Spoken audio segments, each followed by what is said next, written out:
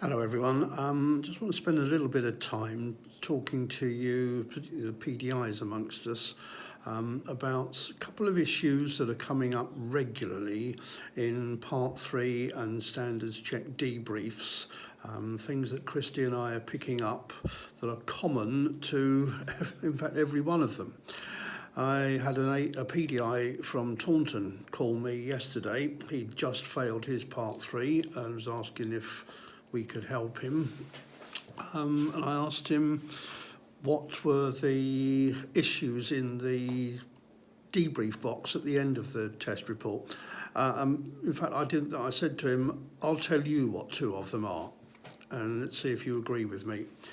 And one of them was about considering how he would have driven in the particular circumstances, and also reference to the MSM system of driving, hazard routine, whatever it is that the particular examiner calls it. And he said, yeah, you're right.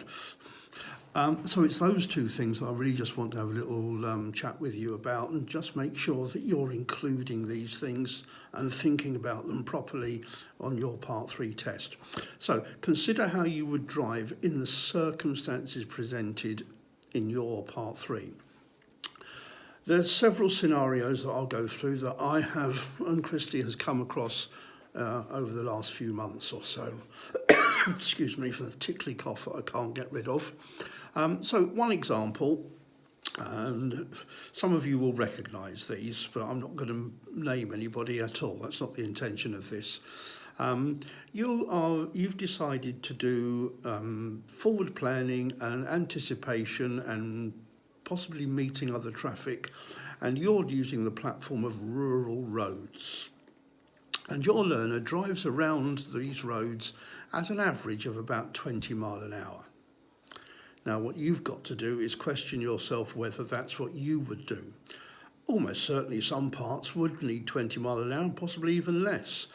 But knowing the route that was taken, I'm pretty sure that the PDI would have driven some parts of this at a higher speed. The real issue was that the PDI congratulated the learner on driving at that speed, and the examiner was really looking for some sort of urgency from the instructor to make the learner aware that they ought to be aiming to drive at a higher speed. They might not get there straight away, but it's something that they ought to be targeting. So how would you drive? Another example is somebody using dual carriageways. And again, I imagine forward planning, awareness, anticipation are all the things that are coming in there, but we're using a different platform for it. What sort of skills are needed on a dual carriageway? Well, really, getting the car up to higher gears and being proficient at doing that. So when your learner leaves the test centre and drives out the test centre, turns left, gets to the first roundabout, turns right and gets to the second roundabout, and all that time they have stayed in first gear, you've got to question yourself, is that what you would do? So already the examiner is questioning, crikey, is this learner able to use the gears at all? Excuse me again. And so that sort of set the scene really for a scenario that really didn't help with that Part 3. On the other end of the scale, what sort of speed would you be doing going down a slip road? Let me take specifically the one coming out of Ken Ford back towards Exeter. You go across the bridge, come down, and you're on a slip road which has a bend on it. What sort of speed would you be doing? Well, I certainly wouldn't be doing anything more than about 35, 40 mile an hour, and I'd be in third gear. I want a gear that is going to allow me to accelerate once I know what the situation is.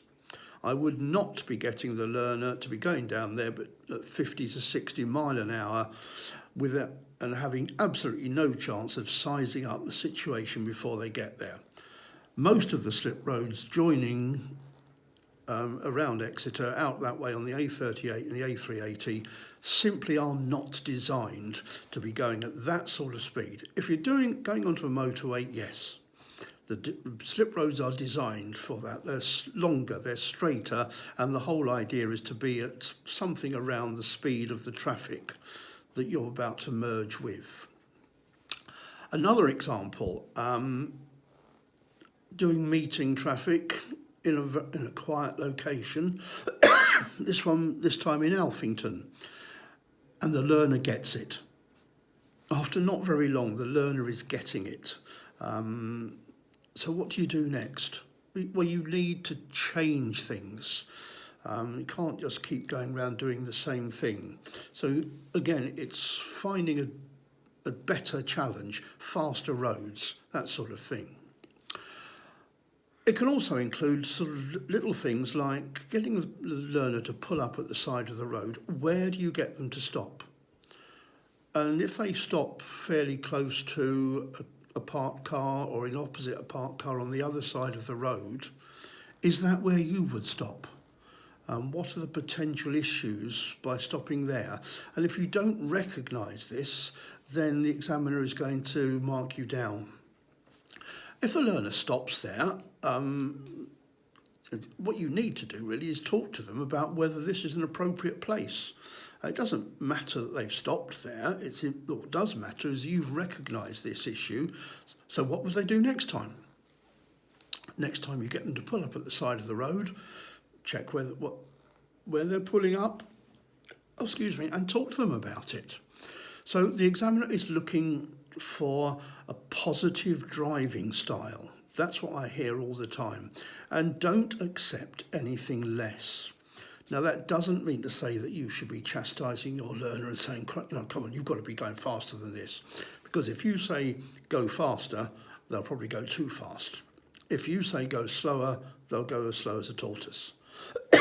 So it's really a case of talking to your learner about what's an appropriate speed. Can we aim for that? And then it's trying to get your learner to understand why that's more appropriate and a better speed to be going at. So it's all those sorts of things will help you with your part 3 if you're aiming to get your learner to drive how you would. Not by beating them with a stick and saying you've got to do that next time.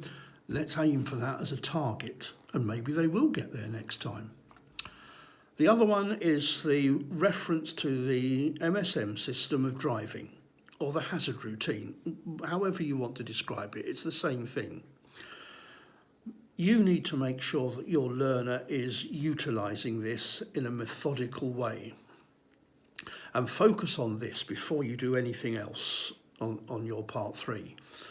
You need to explicitly mention it, or get the learner to mention it. Get your learner to talk through what they are doing as they come up to a junction out of the test centre, the end of Thorverton Road. Get them to tell you what they're doing. And if they're not doing it, get that sorted.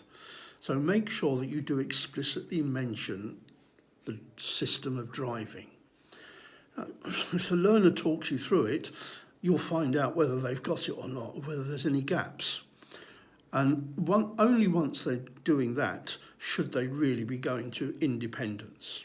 So are they using the system as they approach a junction, as they approach a roundabout, as they approach a hazard? So these two things are coming up time and time again in debriefs.